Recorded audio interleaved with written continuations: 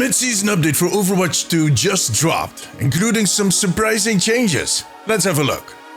The Season 12 mid-season update already is here. Time sure flies when you spend 3 weeks sitting on your ass on a Greek island. Now, this update comes with some cosmetics. I'll discuss those in the next video. When it comes to gameplay, there's about 4 big updates. And the last one is an interesting twist. But let's start out with the obvious one, the balancing changes. Alec Dawson, the gameplay lead for Overwatch 2, had already shared in the latest director's take that they were going to take a look at tanks. Some of them are a little too difficult to take down. So to fix that, they're lowering the flat damage reduction on armor from 10 to 7 per impact. That is a substantial change, but it is still more than it used to be a few patches ago. Second, the knockback resistance for tanks was reduced from 40 to 25%. As a Lucio player, I can only applaud changes like this. The more official explanation is that this number is constantly in flux as new heroes like Juno alter the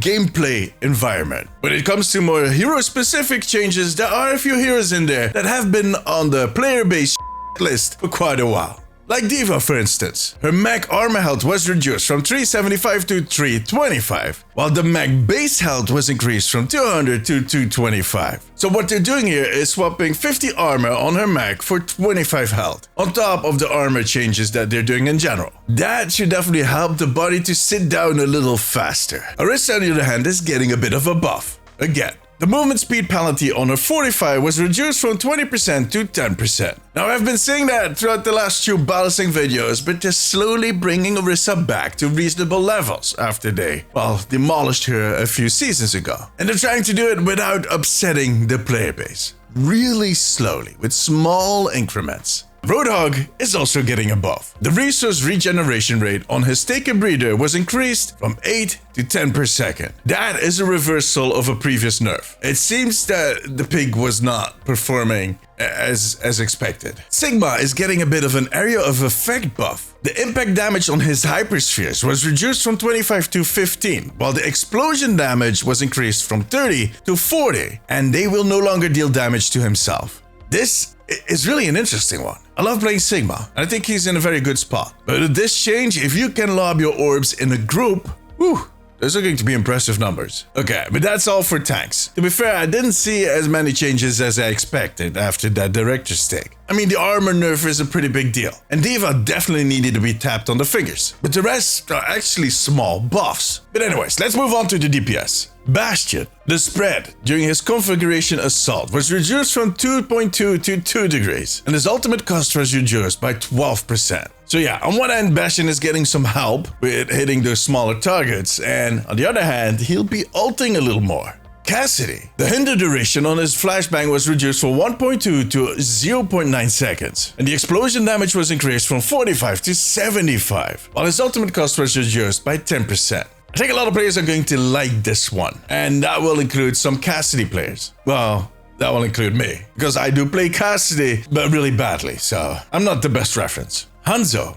The normal arrows are no longer affected by the global projectile size increases. The maximum damage was increased from 120 to 125. The time to fully charge increased from 0.72 to 0.87 seconds. First off, the normal arrows is just their way of saying the primary fire. And second, I personally feel like these changes are a little difficult to assess for most of us. I think avid Hanzo players are definitely going to notice the longer charge time, and they'll benefit from that increased damage because they know how to aim. But me personally, not that much. I don't think I'm going to notice the difference too much. But I guess I'll need to try it tomorrow on my morning stream. Twitch.tv/Deemzies.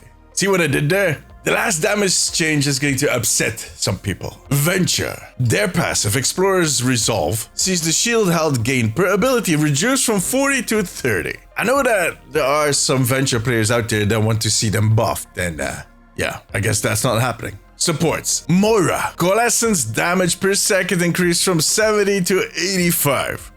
Okay. Lifeweaver. The maximum ammo on Torn Volley was increased from 80 to 100. They just keep buffing him at this point. Every single patch. I'm not even sure he needs it, but sure, I'll take it. And finally, Zenyatta. The damage on his destruction orb was increased from 48 to 50. And the cooldown per target on his Discord orb was reduced from 7 to 6 seconds. See, this is a damage buff for a support hero that I can truly get behind. I love playing Moira occasionally, but I don't think she needed to have her ult do more damage. But I might not be the best reference because I'm one of those Moiras that heals. I know, it's weird. And life weavers change. Well, look, the window at which I can do damage will be a little bigger.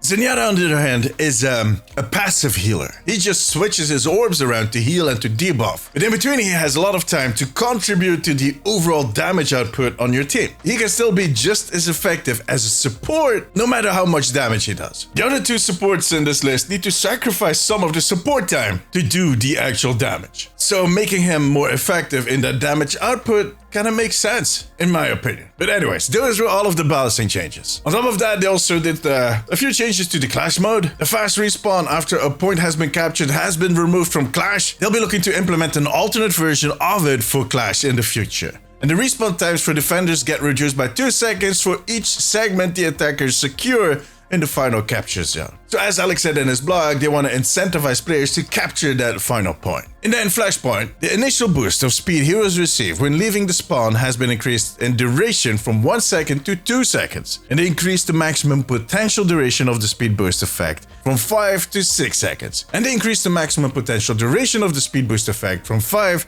to 6 seconds. I like these changes. I think the speed boost that they added at the start of this season really made it less of a walking simulator, and adding to that will only improve the experience. Now, apart from the balancing changes, the map changes, they also mentioned the drives event in the patch notes. It's something they talked about at the start of the season. It is a limited time progression event that will allow you to unlock special rewards by pushing a drives meter forward in competitive. So by playing competitive matches, you'll push that meter forward, and there are 6 checkpoints on that meter. Now for every checkpoint you reach, you'll get a reward. And those rewards are 500 competitive points in the first, in the second, the signature. For the third, 1,000 competitive points. For the fourth, an advanced signature. For the fifth, 1,500 competitive points. And for the last one, the elite signature. So if you complete this whole drive, you'll get enough competitive points to unlock a new weapon skin. And the signatures are actually that new cosmetic that they showed off, that pimp your name wherever it is shown. Now those will be taken away after every rank reset. So that's every 6 months. It is unclear, however, when this limited time event is starting and when it is ending. That is not mentioned in the patch notes. So I guess I'll have to wait and see till the patch actually goes live. I'm recording this before it goes live,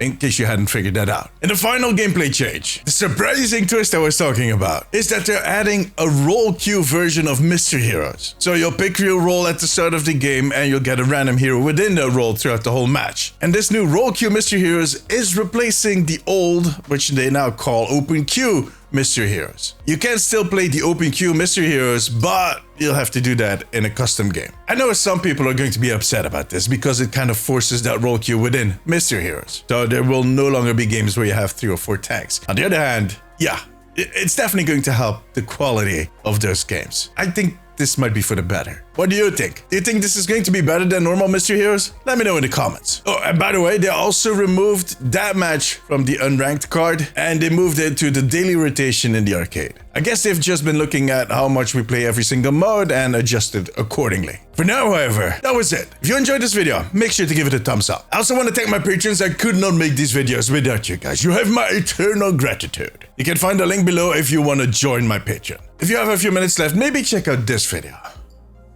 Click it. But above all, take care of yourself, take care of each other. Bye bye.